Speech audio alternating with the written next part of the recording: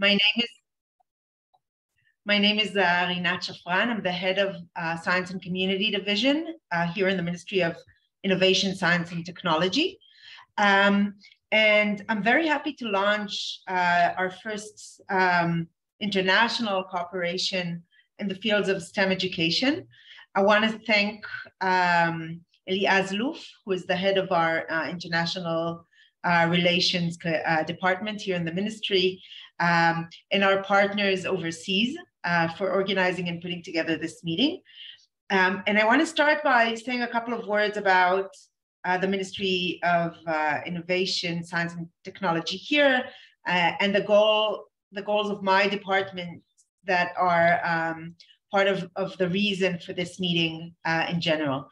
So I hope you see this well. The Ministry of Innovation, Science and Technology contains my department, Community and Science Division. Our main goal is our main objective is the developing of the future generation of scientists, technologists, and R&D employees in Israel, while promoting diversity and equal representation for all population groups. We do this while striving to achieve 5 goals. The first one is reducing social gaps and encouraging the entry of underrepresented groups in STEM education and STEM employment in Israel. STEM education is a tool of social mobility. We see it as such, and therefore we go back to education from the youngest ages, from kindergarten, in order to make sure everyone gets equal opportunities. Our second goal is encouraging excellency and internship in the fields of science and technology. We turn to kind of the top of the pyramid, right? The excellent, kids and adults with the highest ability and opportunities in order to enhance that and make sure Israel can maintain an advantage, an edge in STEM education. Our third goal is exposure and accessibility of STEM, science, technology, and scientific culture to the general public. We hold open days, science weeks, space week, summer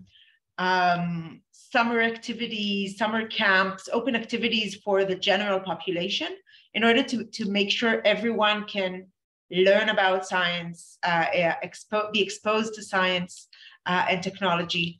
Our fourth and fifth goals are encouraging R&D in Israeli social and geographical periphery. We have R&D centers in the most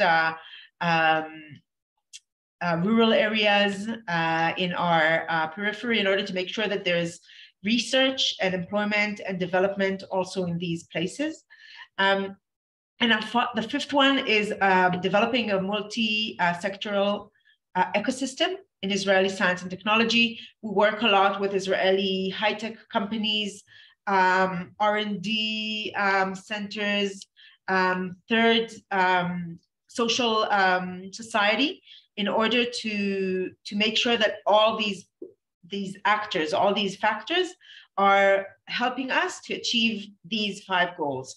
So we try to turn to the private sector and to the industry and to the philanthropy in order to help us achieve our goals, and we are very proud in that cooperation.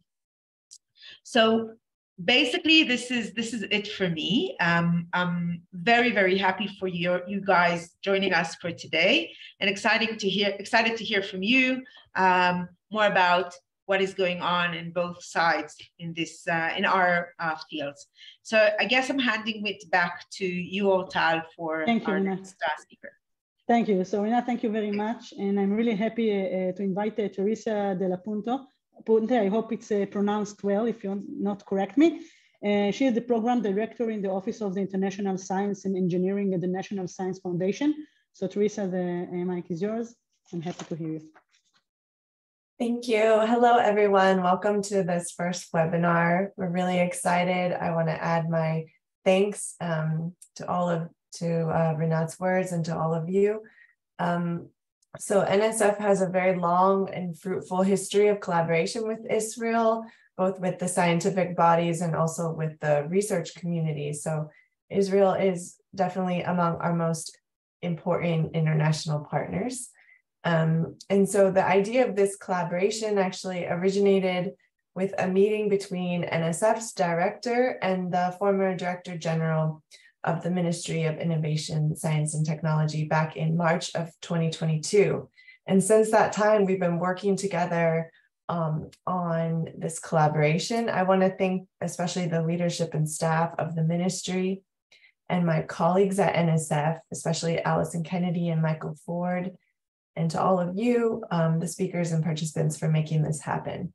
And just to say, we really look forward to today's discussions and hope to continue the conversations in the future to facilitate further learning and information exchange on both sides.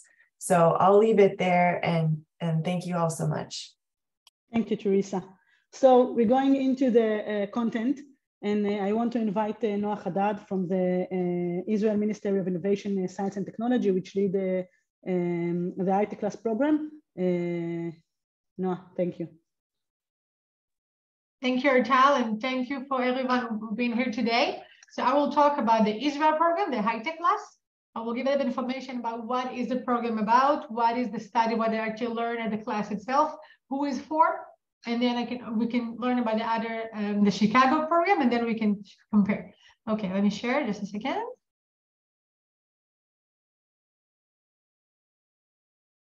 Okay, so let me start first about how all of this started. We had a big report. We had a committee in Israel with the government, which included a few ministries all together, that the main idea was how we can improve and increase the high-tech force, how we can keep Israel as a high-tech country and one of the most advanced one. So we have actually this report give us that we are doing the part of the education, and this report give us the 12 skills that every child in Israel must have before 18, so he can be part of the high-tech field. I will show you. So we have three big main ones. First of all is spoken English, because if you're working in the high-tech skills, in the high-tech industry, you have to know good English. Power skills, it could be about teamwork and self-learning and difficult and solving complex problem. And of course, tech skills. So it have to be with coding and learning AI and using the web and presentation. So this is all a program basically deal with these 12 skills. High-tech is dealing with the biggest one, and that's the coding. And it's got involved with a few levels inside. So first of all, it's for medium school. So it's 8th graders. It's supposed to be in eventually from 7, 8, and 9 grade. And I will show you in a minute what we're doing about. But the idea is to expose the student and show them the world of high-tech. So they will learn tools and knowledge and skills from the fields. It could be AI, data, programming. It will be improve their English, because all what they're working on is on English. So the platform and everything is used with the English language. And it's we deal with entrepreneur as well. So they learn how to make a project, how you design it, and all the other side, from the other side of high-tech, not only coding, but the other side as well. The idea is to give them a good base of how it's going to look like when they're going to be join the work field in high-tech. So we have three main goals. One of them is the skills, to gain skills that are going to be allow them to be later in the work field, qualified, so they can be design a future outlook. They can actually see themselves as worker in the high-tech field, so they can feel and be part of it. And pedagogy, so it's going to be innovative hybrid personality pedagogy. So we actually have, you can see in the bottom, like the teacher is not just teaching, he's a mentor. He's helping them find a way, but he's not giving them answer. We're doing hybrid learning based on experience. They're trying with themselves. They're asking questions. The teacher doesn't give them answers. So it's a new different kind of teaching for the Israeli education system. And if you can see, this is the three big ones from the grades. So it's 7th grade, they're doing a microbit. It's a way to learn coding with a prop. So it's a microbit, it's a small prop. They can do that. They can do all the project, and they can learn how to learn. That's the basic stuff. Later on they do no code, then will do code, and after that they will do Python. After that, in the 8th grade, they will do a web develop. So they will learn how to the project manager. They can do UI, UX about the experience user, and they're learning to develop with the HTML. And in the 9th grade, they're doing AI. So all about the data, how you use AI as part of your life, part of your work space, how you can do coding with AI, how do you use it as skill, machine learning, what do you do with all the data that you have, how can you predict all of that. And from all these 3 years, you can see in the bottom, we have 3 big stuff. So we have the mentor one, okay? They learn how to use it, how to work with it, how to feel and be part of it. They do the skill problems. So what we talked before about learning from mistakes and about problem solving, about teamwork and how to be yourself, learning with yourself.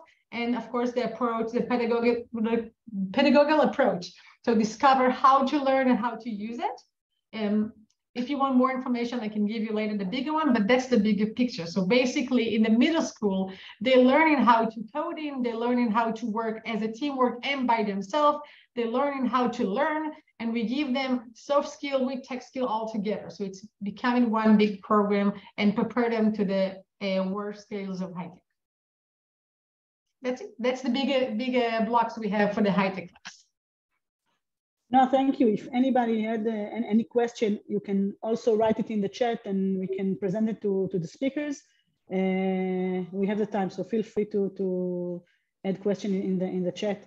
No, thank you very much. I want to invite Alison Kennedy from NSF to tell us about the CSforAll program, which is older than us in 10 years, right? It's established in 2013. So Alison, we will be happy to hear about the program. Thank you.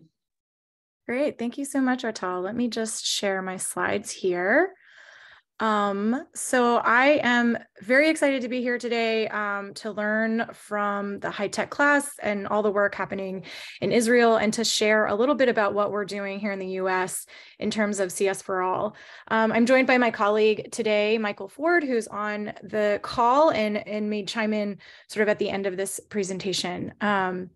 So from our perspective at the NSF, we are really looking at 2 key challenges in the K through 12 or the primary and secondary education space. And that's the lack of equitable access to high quality computing courses across the US, and related, the lack of effective teacher pathways to prepare teachers to teach those courses. So the map here is showing the United States and the percentage of high schools that offer any computer science course.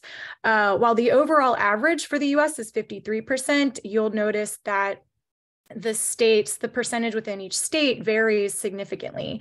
That has a little bit to do with our education system, right? We don't have a national curriculum. Education is really controlled at the state level, and so it results in this differential access across the US. In addition, we're really interested in addressing the long-standing underrepresentation of several segments of the US population in computing fields. So this would include people who are women, African American, Hispanic, American Indian and Alaska Native, Native Hawaiian and Pacific Islander, and people with disabilities. And together, these identities comprise 70% of the US population that are currently being sort of locked out of opportunities and access. And so these are collectively the types of issues that NSF programs aim to solve. So as Artal mentioned, in 2012, 2013, under the Obama administration, the CSforAll effort really rolled out in full force. And this was an initiative that was meant to provide every K through 12 student in the US with an opportunity to learn computer science in their schools. It is a consortium approach. So CSforAll is a movement, is a national movement that includes stakeholders across multiple different sectors. So we have government systems like the NSF, education and the Department of Education, as well as school districts, universities, after school and community programs, and engaging other influencers that sort of touch on a child's life in terms of education. So we're talking policymakers, advocates, and even families engaged in this work. And the key goal here is to provide access and opportunity for every student. Now, the NSF is a funding agency, and so our role in this overall consortium is to fund efforts toward CS4All. And we do that through our CS4All program, which is to support partnerships between researchers and school practitioners, so that together these teams can co-design curriculum, teacher professional development, policy and supports across grade, and activities and assessments to really evaluate the impact of these programs. Importantly, the CS4All program at NSF is also really interested in developing a research base around the teaching and learning of computer science. Unlike a lot of other disciplines in the K through 12 education space, computer science is pretty new. And so we are constantly trying to build up that evidence base and that knowledge of what we know of teaching and learning in diverse student populations. Through this program, we support a number of different curricula, but they all sort of have similar things in common. They are all problem and project-based. They're all hands-on and engaging. They maintain the rigor of programming and computer science or computational thinking. And importantly, they are meant to be inspiring so that students can really see how computing impacts their lives, their society, and so that they can see themselves as computer scientists and as really creators of technology. One of the curricula that you'll hear a little bit more about today from our educator panel is the Exploring Computer Science course. This was developed in 2008 by a research practitioner team in California out of UCLA with some NSF support. And it is an introductory level high school course. And it's really designed for students who have never taken computer science before or have really limited background knowledge on computing. It's made up of 6 units around human-computer interaction, introductory programming, problem solving, computer and data science, web design, and robotics. Those are the sort of core units of the curriculum. And then there are additional modules in AI and e-textiles. All of these are really structured to facilitate student inquiry, just like was mentioned in the HighTeClass. This is really student-driven and hands-on. And it's also coupled with a teacher professional development program that is designed to prepare teachers with equity-based instructional practices. So that means ensuring that every child in the classroom really feels engaged and represented in the curriculum and in the projects of the class.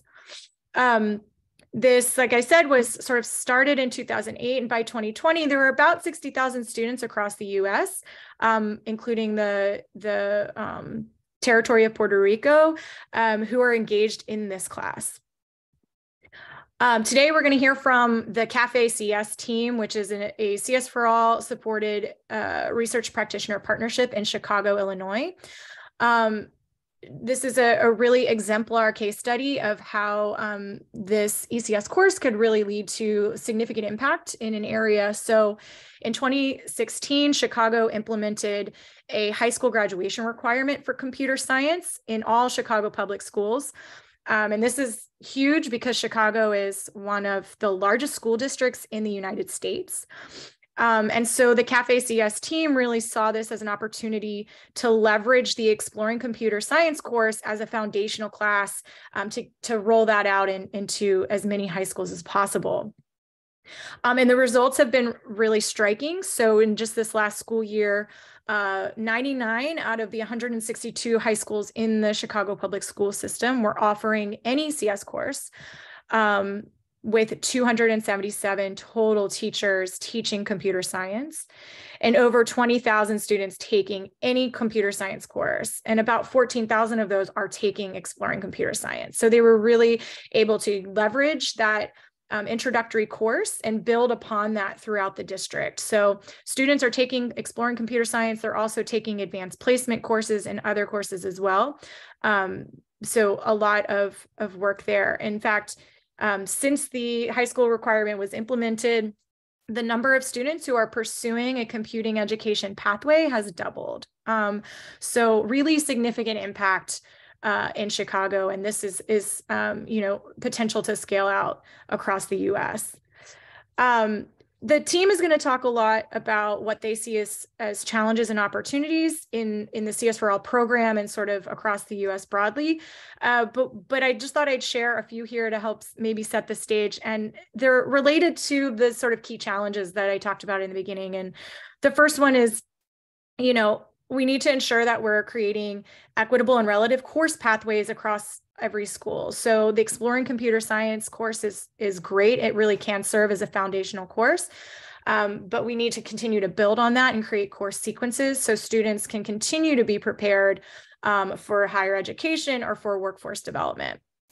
Similarly, we are interested in sustaining those effective teacher professional development pathways throughout the teaching profession. So for teachers who are in training, right, in education programs, providing them with computer science, pedagogical strategies, as well as teachers who are already in the classroom and giving them opportunities to continue to deepen their content knowledge and their pedagogical skills.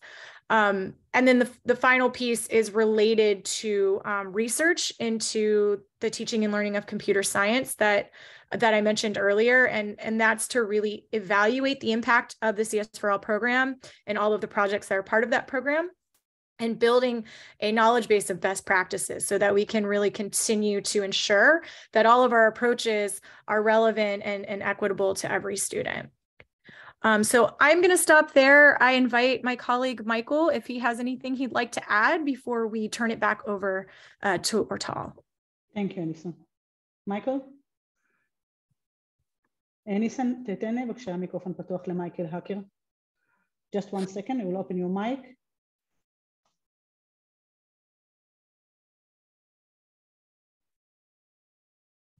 ניסן, אתה יכול לפתוח?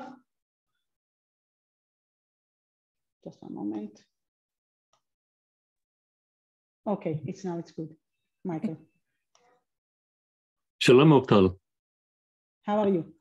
Good. So just coincidentally, I don't want to divert the conversation, but I would very much like to follow up with some of our Israeli colleagues after the call, because we're just in the process now of submitting a supplement to an ATE NSF project to bring a study group, including former NSF program officer, to Israel to visit schools and high-tech industries. So after this call, perhaps people could contact me. I'll put my email in the chat. Thank you. I'm sorry to divert. Michael, thank you very much. It was important. We'll get your content and keep communicate. Thank you, Alison. I want to introduce you 5 panel members. We know that the teacher is doing the main job in both of the program. We ask each of them 3 questions, and we ask them to share with us the insight from participants in the program in Chicago and in Israel. So I want to introduce, we have Donia Kateb, which is a HighTeClass teacher in Israel in Kfar Manda. It's an Arab Israeli school. We have Sagi Rachamim, which is also HighTeClass teacher in the program in Ashdod, which is a Jewish Israeli school. We have Kristen Beck, which is director of computer science in Chicago Public Schools.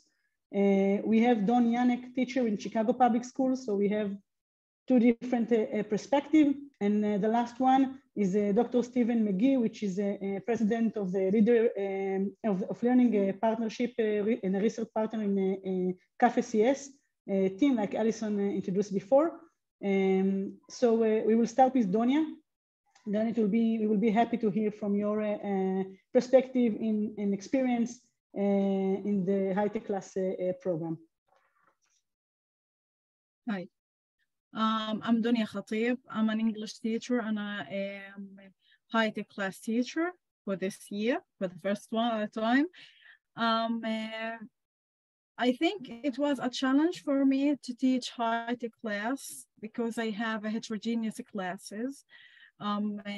Usually when we teach coding or anything about it's related to robotics, we take a small group of students who are excellent and to teach them to code and to do robotics and whatever. But this time they requested from us to take the whole class, the whole heterogeneous class, and to teach them coding. I think at first I was afraid because I think, how can I teach the weak students to, and to convince them to learn coding? The first lesson I cannot forget because the students were, the weaker students were interested because the questions, they gave us presentations already done for us, and it has questions. The questions are written in a way to encourage students, even the weaker students, to answer and to look for the answer. As an Arab teacher, the curriculum here focuses on the receptive level of the students. The student always receives the knowledge. He cannot produce anything, but the main focus on this program, I think, to make our students more productive, to produce their knowledge, to look for the answers. And another idea or goal for this program was to train the students to work together. As an Arab teacher, we in our sector, we all the time try to convince the students to work together, to work in group, but they all the time, most of them refuse. They like to work individually, but in this program, they were encouraged to work together. They really did great projects together. They now try to help each other and to do something really great. At the end of the lesson, they always try to tell me, come here, come look at us, what did we do, what did we did in our lesson, how we did it together. I want to show you, can I show you some pictures about projects that? Yeah, sure. Yeah, you can share screen.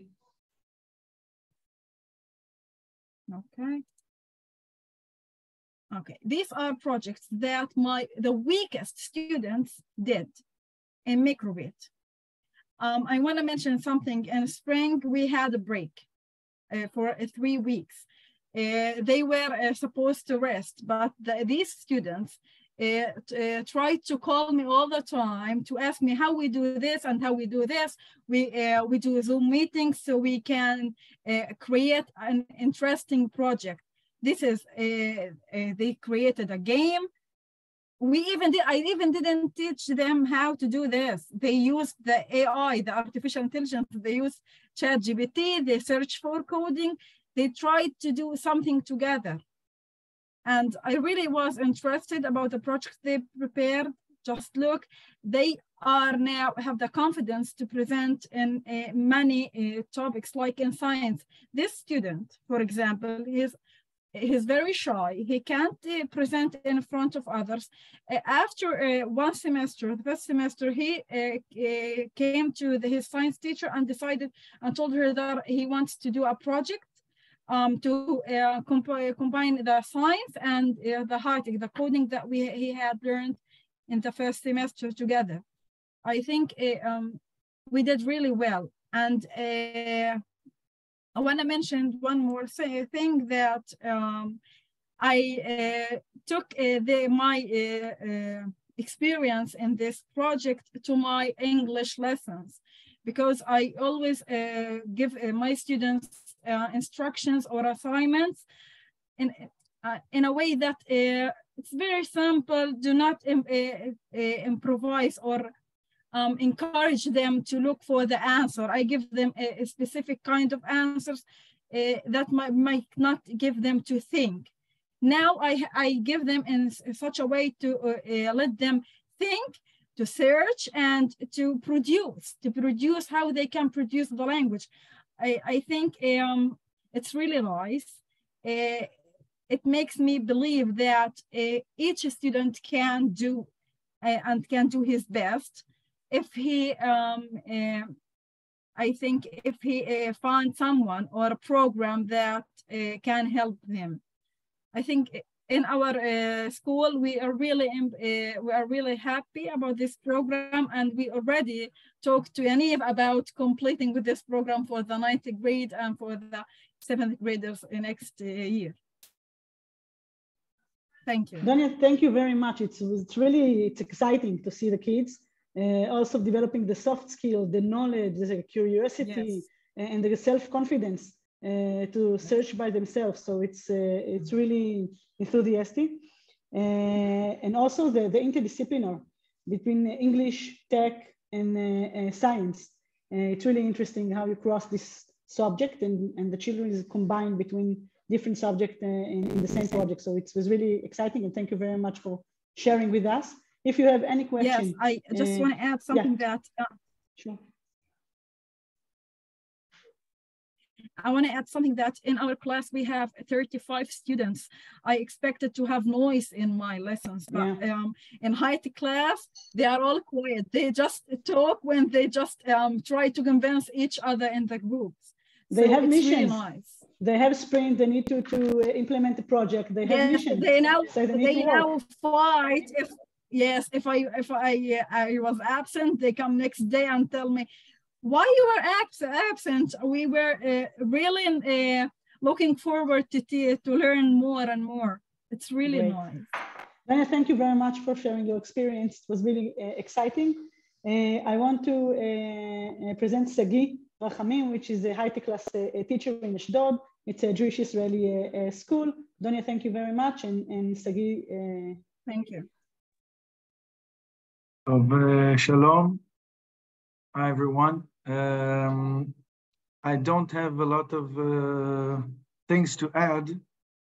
We heard, I think, enough, but maybe one or two things that I think. I think it's very challenging to teach in HighTeClass.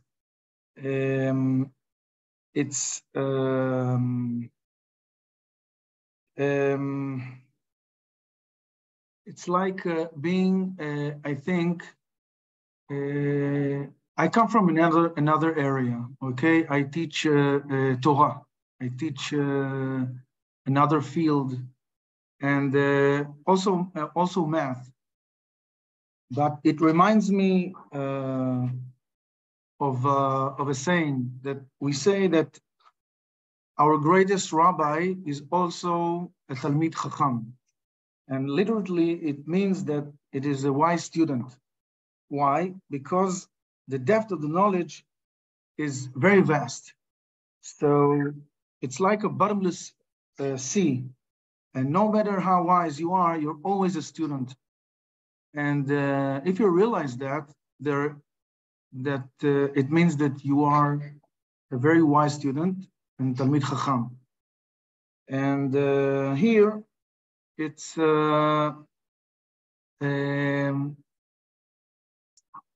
something that I never encountered before. I teach and I learn at the same time. Okay, so it's very difficult, but it's very providing. Okay, and I think that it brings us something that we never saw before. Okay, me and my students, and they work very hard. I don't allow them to go to Chat GPT. Okay, they work really hard, and it comes with a steep cost.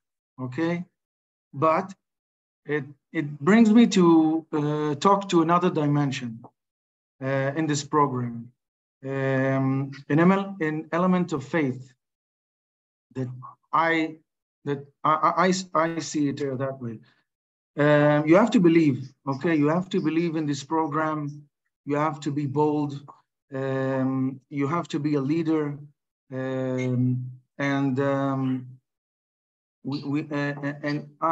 I see the creators of this program, that they are very humble people. They know 1,000 times more than me, but they never let it get to their heads. They're always there to help, and no matter the complexity. They're very, very, very good people, and I believe in this program. And it has its problems, okay? It has its problems. The pedagogy is very different, and as she said already, I don't give them solutions. They have to sweat and toil for those eureka moments. And I guide them, of course, with thought-provoking questions, but it's very difficult. It's very difficult for them because they always see other teachers. They always see other professions, other lessons. Other lessons, and it's very different, very difficult for them. It's very different, but they like it. They like it. Not all of them, but they like it. They like it a lot. And I'm sorry about my English. Okay, I didn't speak English for a long time. And it's okay, Sergey, we're in the same group together with the English challenges. Sergey, thank you very much. I think the opportunity for the teacher to learn new things and to be like a long life learner, it's a good opportunity for us also, not only for the students. So it's great that you experience in that way. So thank you very much. I want to introduce Christian Beck, which is Director of Computer Science in Chicago Public Schools, and to hear from your perspective, Christian. So. Well, sure. It is so exciting to hear what the teachers in Israel are saying, because a lot of what they're saying are things that our teachers said too, right? And we have a lot of schools, and many of our teachers came to teach computer science from different subject or content areas, right? They were art teachers or PE teachers or world language teachers. And they were asked to teach computer science when we put in a graduation requirement. So we had to scale very quickly and bring teachers into this process. And we had to address some of the key challenges that people are mentioning, which is teacher understanding of computer science, students not having been exposed to this in the past, and having large groups of students that come from all different backgrounds and all different skill levels. These are the same kinds of questions we had. And one of the biggest challenges was really helping teachers and helping administrators across our district really see that computer science is something for everybody and that all students are capable, right? That it's our mindset and our understanding of how to teach this that really is the key factor here. So we did a couple of things. We found a curriculum that we could scale and use together across the district, right? So we used Exploring Computer Science for our high school graduation course. We developed a professional learning structure that all of the teachers from all of the 100 different high schools did together. So we had a consistent professional learning that included these questions of making students of all backgrounds feel comfortable in the course, how to encourage what you guys call the teamwork or the power skills, right? How to encourage that in our classes, that working together, those soft skills, and then and then the computer science skills, right? So we worked on professional learning. And then the other thing that we've done for teachers is put in a coaching or a professional learning model that continues after they've taken that initial PD, so that we can continue the process, kind of what both teachers addressed as this lifelong learning or learning beside your students, that we know that the initial professional learning that we did was not enough to carry teachers kind of long term, that what we need is a constant way for teachers to collaborate and work together themselves in these kinds of professional learning communities to continue to develop their own skills and their own, their ability to learn more, to keep up with the students. And I guess the very last thing I'll say, so that we can get to the other folks on the team here, is that a big part of our goal, I know there was the kind of the point that there's a difference between administrators and teachers, and that we would be on like different sides of this. But really our goal as administrators in this space is to build the confidence and support our teachers in the classroom and to support the school community at large in learning how they fit into computer science, really making everybody feel comfortable. Because if there's one thing we've learned, that a mandate alone does not solve any of these problems, right? Saying that we had a graduation requirement was just the thing that helped us get over that policy hump, but that's not the thing that solves the problem. It's the support we give, it's the community we build, it's the understanding among families and students that this is a space where they belong. So I'll stop there so that Don and Stephen have a chance to add. Listen, thank you very much. I think your 10 years of experience have a lot of lessons learned that we can based on about the ecosystem that you create to the teacher and all the researchers, teacher, etc., and administration. So I just wrote for myself a few notes that I think we have a lot to learn from your experience and how to give this confidence and supportive environment to the teacher to succeed. So it was really meaningful. Thank you very much. I want to invite Don Yanek, which is teacher in Chicago Public School. Don. Hello, everyone. Thank you for inviting me to participate in this panel. Really excited. Chris, thank you for that wonderful encapsulation of computer science in Chicago. There's a lot of things happening, and so that was a great encapsulation.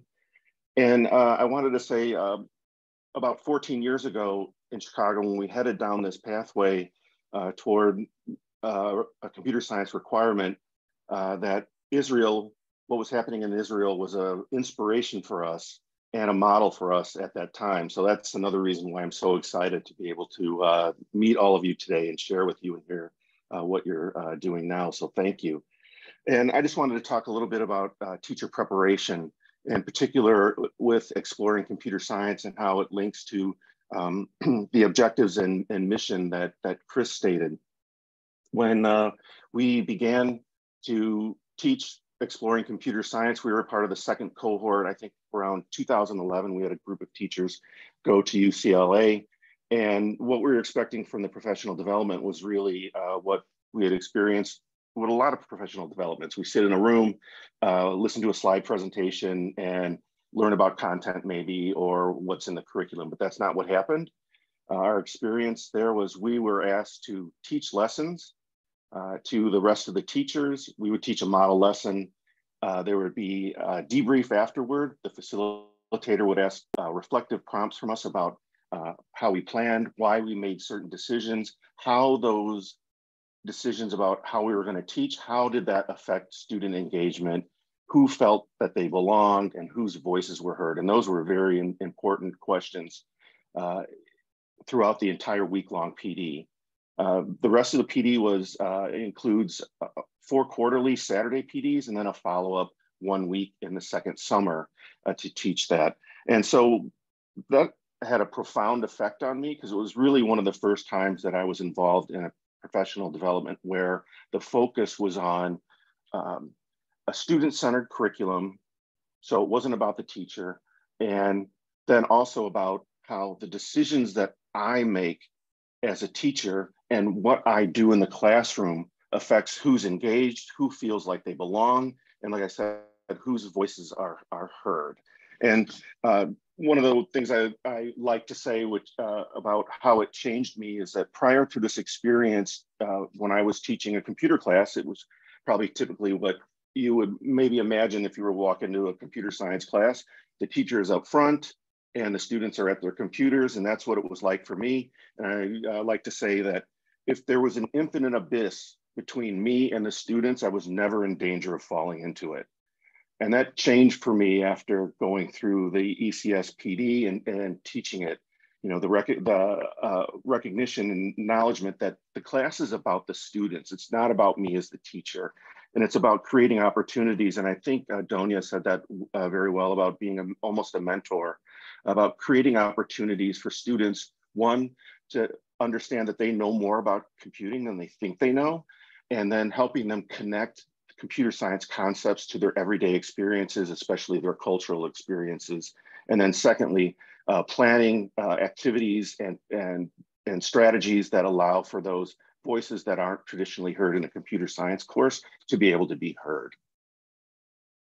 So if any questions, I'm happy to answer, but that's essentially everything. Tom, thank you very much. I think that what you described, the metacognition about how you're preparing your lessons and how it's reflect or influence the student is part of our mission to create a new field to learn from to the student. So it's really interesting. Thank you very much. I want to introduce the last panel member, which is Dr. Stephen McGee. He is the president of the Learning Partnership and a research partner for the CAFE-CS team. Stephen, the mic is yours. All right, thank you. Hello, everyone. So as was mentioned, I'm representing the research side of the Chicago Alliance for Equity in Computer Science. And I wanted to start by acknowledging Joanna Good, who's on the call with us. She's one of the co-developers and co-authors of the Exploring Computer Science curriculum and professional development. And really thank them for their work, because as has been mentioned, we've really built upon the work that they have done. And what's really unique about the curriculum and professional development, it really is designed to reach all students and all teachers. Because we've really seen, I believe now we're about 3/4 of the teachers that Allison had mentioned that are teaching Exploring Computer Science come from a discipline other than computer science. And so our research has actually shown that it's actually the professional development that makes a difference for student outcomes, more so than being endorsed in computer science. So that was a kind of a very interesting finding for us. And I'm actually just put into the chat a link to a report that we just released last December that tracks the progress and impact of the graduation requirement. One of the things that was really surprising to us that I think highlights this idea of reaching all students and inspiring, I like that that's part of your mission in Israel, is, you imagine there's a whole influx of students that now have to take the class that they are only taking it because it's required. Your sort of intuition is like, well, maybe the overall performance will go down, like maybe kids wouldn't be as interested. But we found that no, actually the performance remained consistent, even though you bring in an influx of people that are doing it just because it's required. And that the doubling that Allison had mentioned was brought about because the rate at which students were inspired to take additional computer science remained the same. So I think that was kind of interesting for us to see that finding. And then just a couple other quick findings related to sort of reaching and preparing all students is that what we see is that students who take Exploring Computer Science and then go on to take the advanced placement computer science, the programming computer science AP in the United States, actually do better than students who did not take exploring computer science prior to that class. And then hot off the press, that we have the findings that we're going to be writing up is that students actually do better in their science class after they've taken exploring computer science versus those that did not. So we're seeing a lot of extended benefits to giving access to all students with a program that really reaches all students and helps them in other disciplines. So we're really hoping in the future to really do more work to do that integration across subject areas within Chicago. Stephen, thank you very much also for sharing the link with us. And you know, the perspective of 10 years, it's really interesting because you can see the results and or the impact of the education in the younger age. So it's really interesting, and thank you very much. We have like 5 minutes to end this great webinar. I want to invite Rinat Shafran just to conclude this webinar, and hope to see you in another opportunity. Thank you for everyone. So I want to thank you guys again for joining us for this meeting. I really hope this could only be the first of a series of webinars or different cooperations. I know I've already scheduled offline with a couple of people to chat. I think mainly we as newcomers to this field have a lot to learn from the work you have been doing in the last 10 years. I think there's a lot of experience out there also in Europe and different countries. And one of our, we are now seeking that experience and knowledge, and maybe, you know, maybe we could look into that together. I want to encourage you, the teachers from both sides, to maybe think of cooperation on the city or local or school level, helping each other, learning together. I know one of our aims, and in Israel it is a big deal because English is the second language, second or third sometimes language. So one of our aims is also to include English as a spoken language as part of our curriculum. And I think maybe cooperations could help in that. So I want to thank you all, and I would love to also ask to reply either here in the chat or in the invites to this meeting with ideas for further cooperations, further ideas, further lectures. Maybe we can ask together to hear from different cities and different countries or states that hold similar programs. We know from our research how big this is in different places in Europe, and maybe this could be like a future elaboration.